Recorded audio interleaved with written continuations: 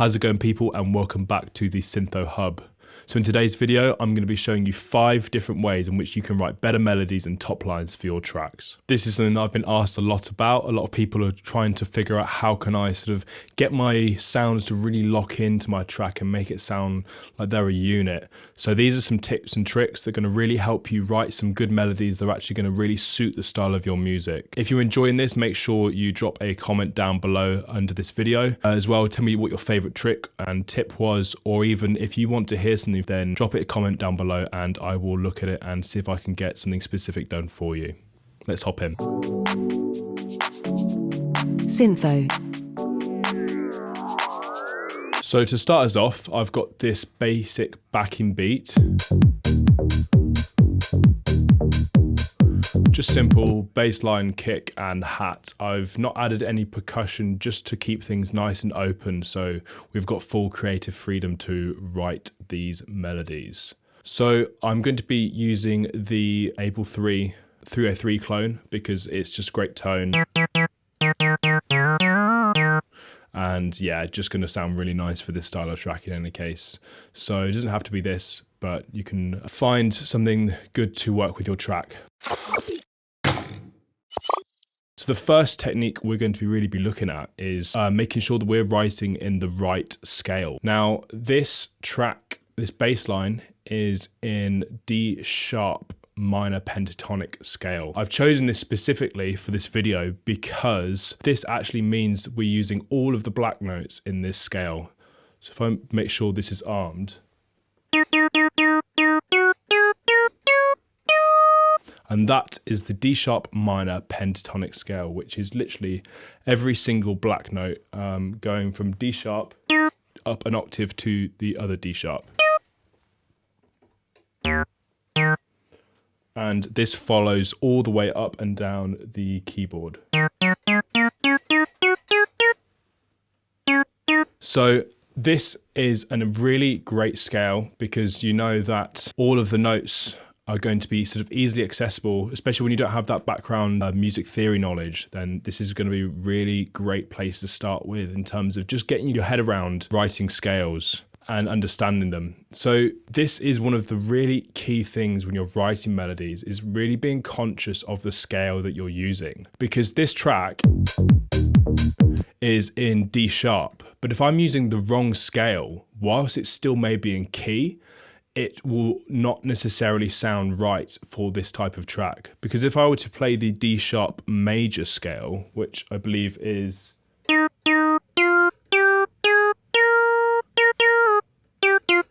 see, that's obviously a very happy tone. First of all, I'm using a minor tone in this, and I'm also using the pentatonic scale as well. So if I were to play this major on top,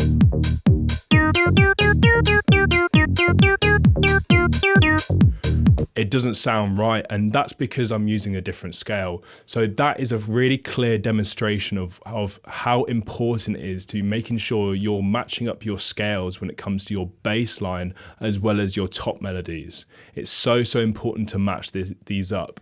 Otherwise, you're not really going to have that glue between and that sort of unity between your elements as you're moving throughout your track. So like I said, it's really important to be writing within a scale. So if we just... So again, we're going to be using the D sharp minor pentatonic scale, which is again, all those black notes. So let's first of all try and just jam on top of this bass line. I've got here a really simple bass line with not a lot of movement. And the reason I've got that is because that then gives me creative freedom and space in order to write a more complex melody on top. You've really got to, whilst it's not impossible to have both, you've really got to be conscious about the style in which your bass line is being played at in order to work a melody around it. Because if you've got too many complex things going on at the same time, then that means that you're going to have a lot of clashes and it can sound a bit messy and too busy. So by having this simple bass line, I have now got lots of creative freedom to write a melody on top. So we'll give it a go and just play some random stuff on top.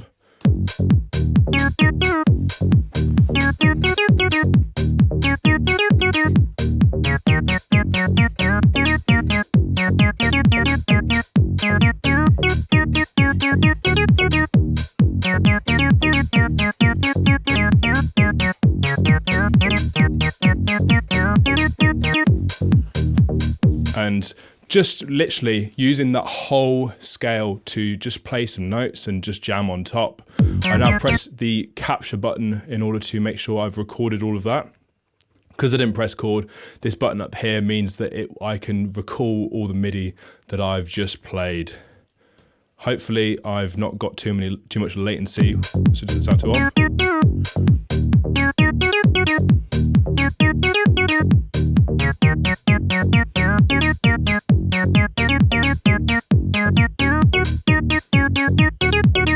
So I'm just listening out if there's any cool bits I can take from this.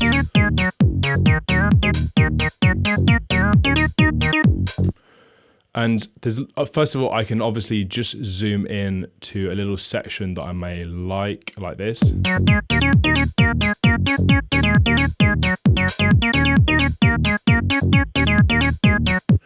You know, so that's obviously one way in which you can sort of get a nice little loop going from just a jam basically on top. But the reason why all of these notes have worked is because they're all in the right scale. And that is the crucial part to writing a good melody on top of your tracks, is making sure they are in the right scale. Because if you're in the scale, as long as you're playing the right notes, then they're not going to sound bad. They might not necessarily work in the way that the movement going from note to note, but also they're going to be correct musically, and that is going to be the foundation of writing a good melody.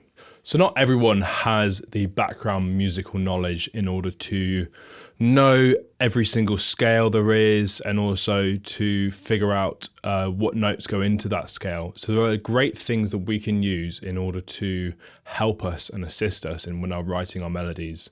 And the first thing we're going to be using is the MIDI effect scale. And what this does is this means that whatever note we play, if it's a wrong note that is not in that scale, Ableton will automatically jump it back to the correct note to make sure that everything is in the right key and also in the right scale. So on this 303, we are going to add the scale. So we can click this drop down bar here, and we've got this whole array of different scales. My two favorites I like to use are the minor blues and also the minor pentatonic. We're going to just be using the pentatonic for now, just to keep things nice and simple.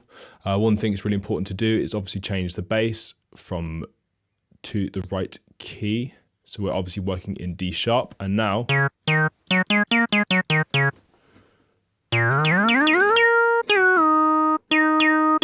I'm actually playing an F there, but then also you can see that those are both playing the D sharp. So again, this is going to be a great foundation for writing our melodies, because this means that we can't go wrong with the notes that we're playing. And now we can press record, and you can be a bit more random with this, you know, because I can play some wrong notes and they will still be sounding all right.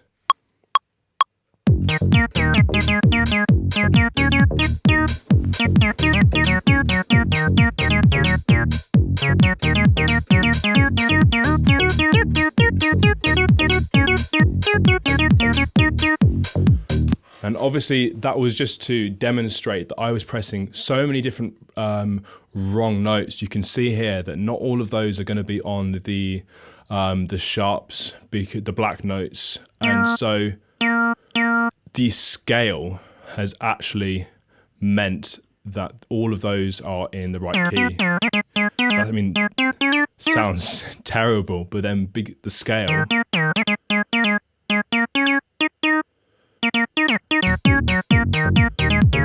just means that then I can write that nice melody on top.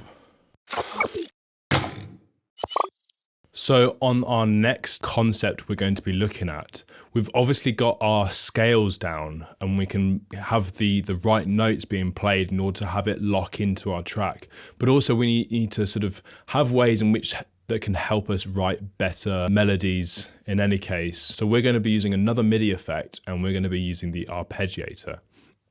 So we're going to make sure this is going to be before the scale, because you have to really be conscious of the signal flow and the arpeggiator needs to travel into the scale in order for it to make sure that the right notes are being played. So we've got here, I can just then sustain a note and that will play that there. So now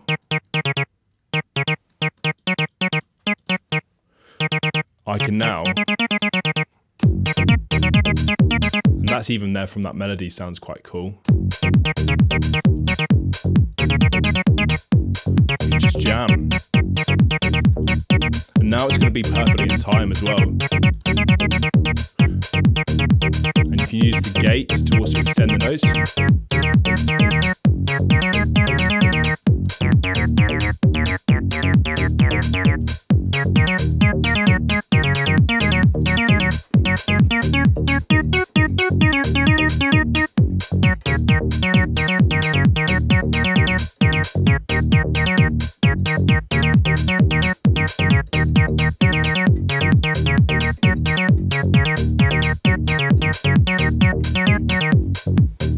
And that then there, again, I can just whack on the MIDI capture. And obviously here I was being a bit more sort of freestyly and just experimenting with the notes.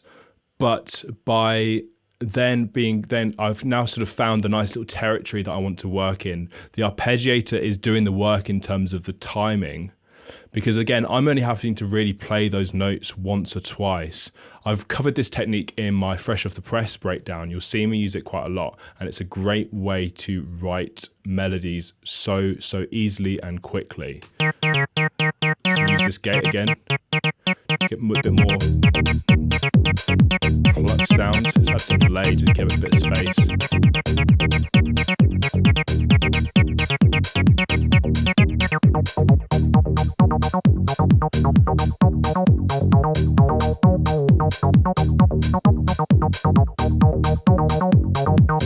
And this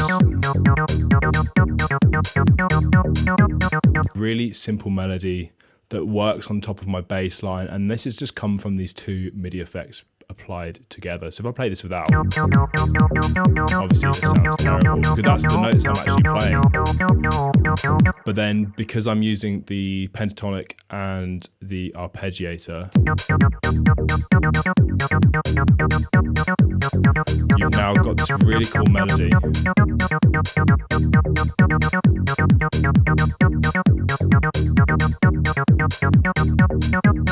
Now, another way of using the arpeggiator to write some cool melodies is also another use of it where the arpeggiate comes from, which basically means split up a chord into the individual notes. So by pressing a chord down, this will then play multiple notes. But then obviously I've set my style from up, which is the default, but you can actually change this to anything. So we can maybe have, say, diverge on here.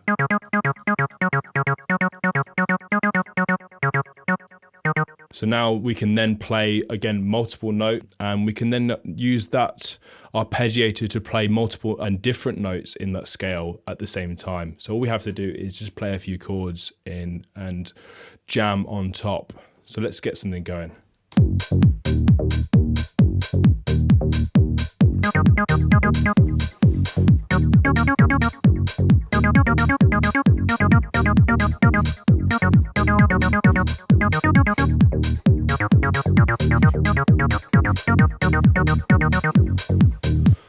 Again, that kind of acid style melody. Let's get this locked in.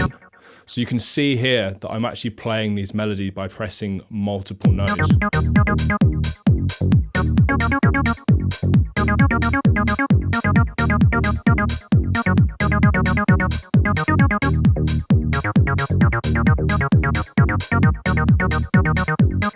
So I appreciate that this is all very jam based, you know, it's improvising on literally on the top. And this is one of the ways that I write my melodies in any case. But then also there comes a little bit of trial and error. And by doing a few different takes, you might then find that you have new ideas. And this comes from by playing it live.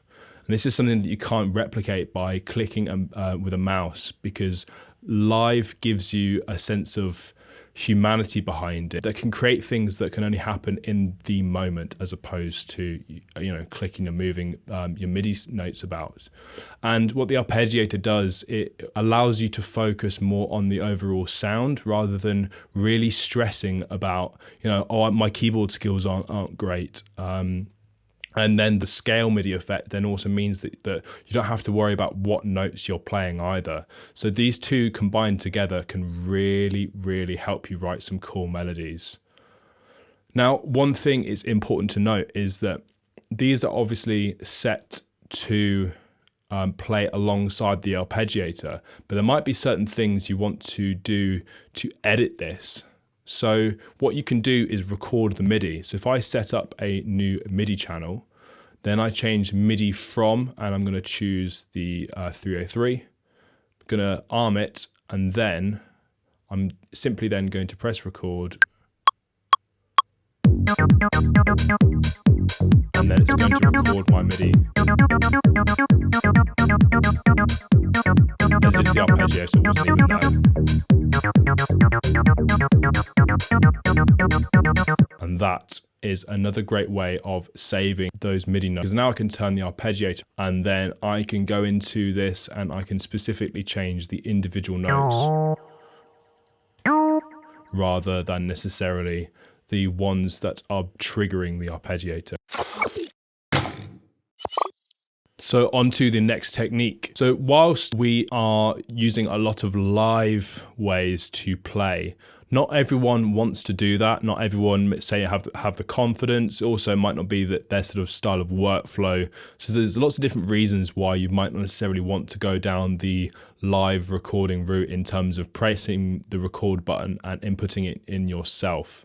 So I have here a really great technique in order to help you write in the right scales and get some cool melodies going just by using MIDI clips and the mouse. So let's start by opening up a MIDI clip. We're then going to put in all the different notes we need for our scale. So we're in the D sharp minor pentatonic scale, and I've chosen this scale, like I said before, because it's got all the sharp notes, all the black notes in this scale. And I think we'll go down an octave just for good measure. So we'll start here. Now I've got all those notes here. And what I'm going to do is press in the top left-hand corner the fold button. And what this does, it gets rid of all the other notes, and it literally means that you've only got the notes that I've pressed in available to us. So what I'm going to do is simply drag all my notes across to the right. And we can just make sure that then that is out of the view of our main clip. And now we've got all the notes we need. So this means that we can start playing in some notes, and we can not choose a wrong one for the scale that we're using. So let's maybe start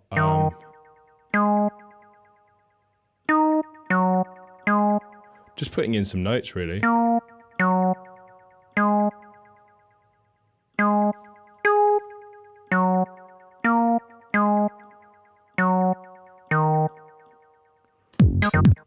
And then let's have this, see what it sounds like. I've literally just basically pressed that almost randomly.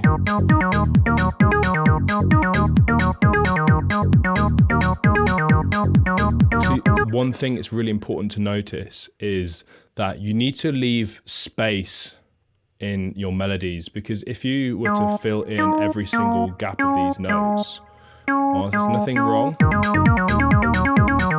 It sounds too busy, there's too much going on, it's a bit in your face. So really trying to be conscious of starting with these 16th notes, leaving some spaces in between them. So that's really nice.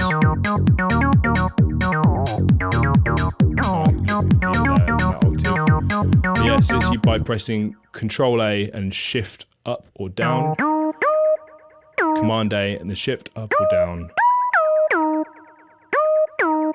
you can then just literally shift all these notes up and down an octave. That's a great way of... And then maybe let's change some of the note lengths.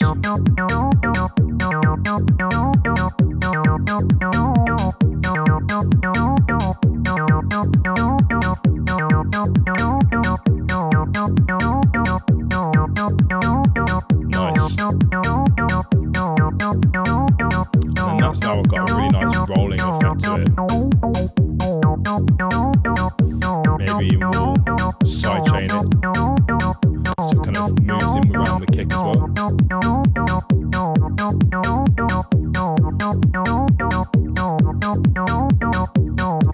So we've obviously got a 1-bar loop here, but to add a bit more variation to it, what I'm going to do is going to press duplicate, and I'm going to do that twice. So we've now got a 4-bar loop. And whilst we have lots of nice repetition here, and I want to really keep that repeating throughout this main phrase, but then also what I'm going to do is I'm going to add a little sort of motif at the end. I'm going to add a little bit of extra sort of sparkle to turn this from a 1-bar loop into a 4-bar loop. So maybe if we start with a...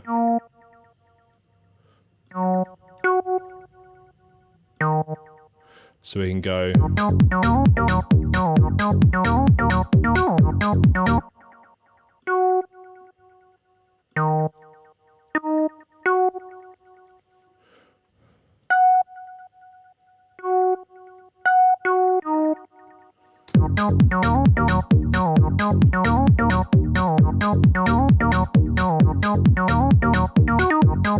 And then this little melody at the very end, this just little variation has just changed it from this 1-bar loop. It's just going to go on and on and on and on and on and on. There's no variety there. So by changing that, having that at the end, it just gives that sort of little change and keeps the listener engaged. And then that means that these other 3 bars are a lot more refreshing. And then combining that with some automation, you've now got a really nice melody that just flows on top of our track.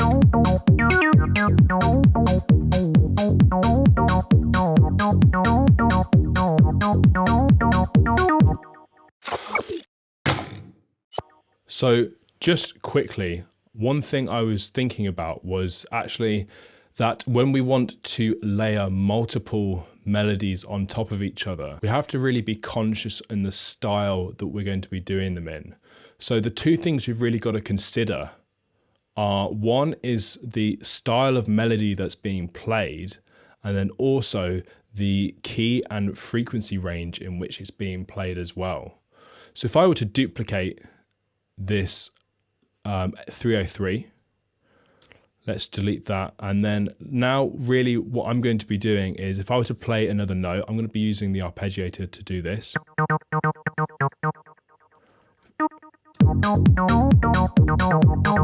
If I was to play another melody there, it's kind of getting lost. I appreciate it's the same sound, but the principle applies with other synths as well, is that because these are in a similar octave, or in this case the same octave, it means that they're working in the same sort of frequency range, which then leads to those melodies kind of getting lost behind each other. So in order to make these work, I'm going to put this down an octave.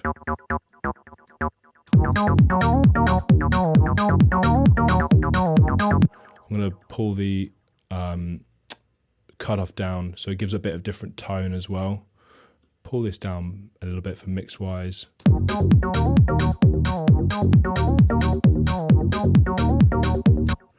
And then I've now got this melody here.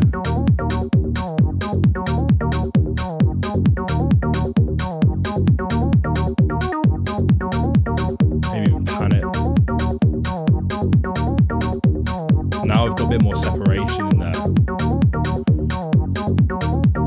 Because this is playing some really short kind of staccato notes, and these have got a little bit more space in them, so this has then led on to having some room to write this second melody in there. I'm then going to then open up this extra synth here,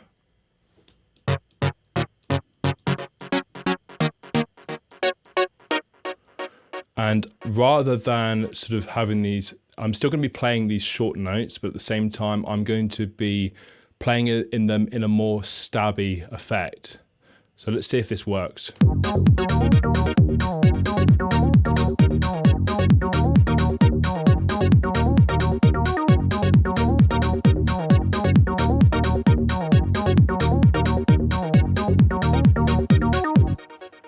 And you can see these are a little bit more simple, a little bit more stabby versus the sort of acid melody lead. So this is really where most of the variation in terms of the style of notes is coming from. Then you've got some more stab effects coming from this. Again, really simple. And then finally, we've got the 16th note stuff, which is coming in at a lower register. And together, those are working together quite nicely. And again, maybe if this has got a kickstart on there as well, it's just to side chaining it. This can then all work together. And this is really the key to getting your melodies to lock in and work together, is starting to make sure they're in the same scale, then be conscious of the register that they're working under. So this would mean is whether they're in the right octave, and then also in the style that they're played at. You know, are they going to be stabby? Are they going to be sort of more melodies with lots of lead melodies with lots of variation in them, or are they going to be more underlying tones that kind of just roll underneath and sit behind them? So as you saw as well, the mix is important in where I place them in order to get them to work together. So panning and then deciding which is going to be sort of the lead tones. It's going to sit at the front or the back. But all of these techniques combined can really help your melodies lock in together when you've got more than one. So the final and last technique we're going to be using to write some better melodies and top lines is we're going to be using a sequencer in order to help us write a melody and then tweak that in order to have it more suited and tailored to the sound and track we're after. So what I'm going to do is I'm going to take the acid line. I'm going to make sure that everything's off on that front, no more clips are playing. And then I'm going to go into my Max for Live section, and I'm going to add Sting by Skinnerbox. And this is a acid sequencer that I've covered before briefly. And basically what this does is it generates acid patterns.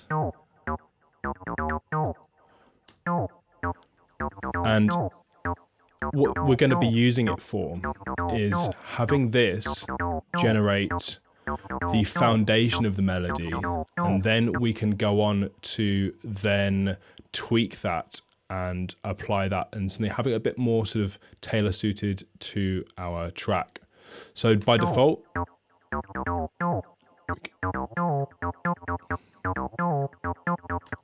let's have it in the context of a kick. That's nice. We'll leave it at that. So the next thing we're going to make sure we do is we have our scale effect after it. So the sting is going to flow into the scale effect, and instantly this is now going to be in key with our track. And again, what we're going to do is we're going to make sure we've got this MIDI channel set up. I've already got it from the previous section. So again, going down from MIDI from, choose the source MIDI, arm it, and then press record.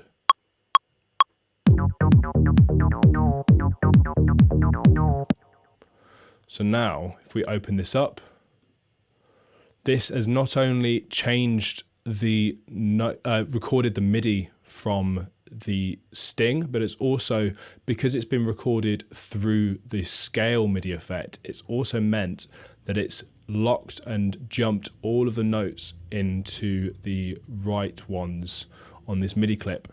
So now if I turn this off, drag this over and turn this off,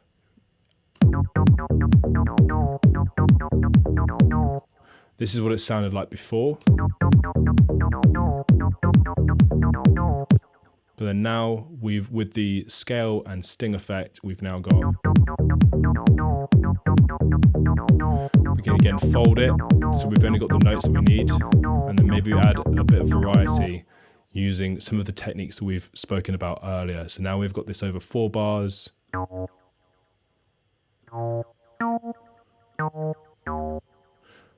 Have that maybe change.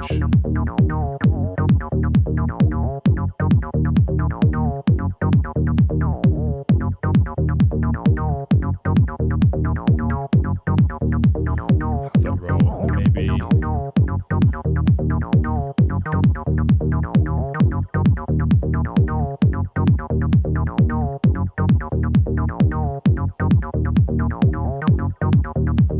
go. That's more like it.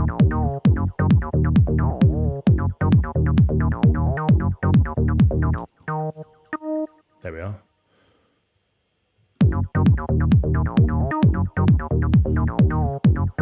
Now we've simply got a really nice melody, and that can also be applied to other things.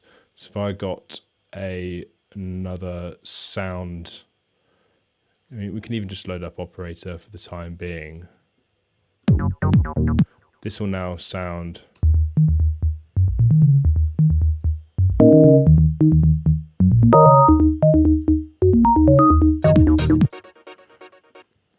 all right with the use of that synth. All we need to do then is make sure that we have our track set to mono. So now if we set this to 1.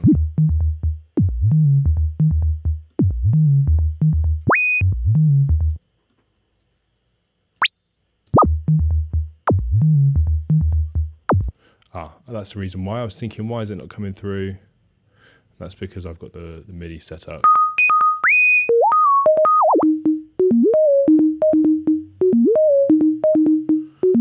And so this, by using Skinnerbox sequencer, you didn't have to use Skinnerbox, but any sort of form of sequencer, we can use it in a combination of other MIDI effects to be the foundation of a melody that we can then record using a new MIDI channel and then edit ourselves in order to really tailor it to the track that we want. Because now I've got these MIDI notes recorded, I can maybe say, okay, maybe it's too much here. And I can get rid of this as well maybe. And then suddenly I can now tune this so it's right for the tone of the synth that I'm using and then also the style of track that I'm writing. Hopefully you found these tips and tricks useful. There's going to be lots more that you can take from these when you apply them together. If you've enjoyed this, drop me a comment below this video as well. Let me know what your favorite one was, and if you'd like to hear anything else from me, then let me know and we can try and get something sorted for you. SYNTHO.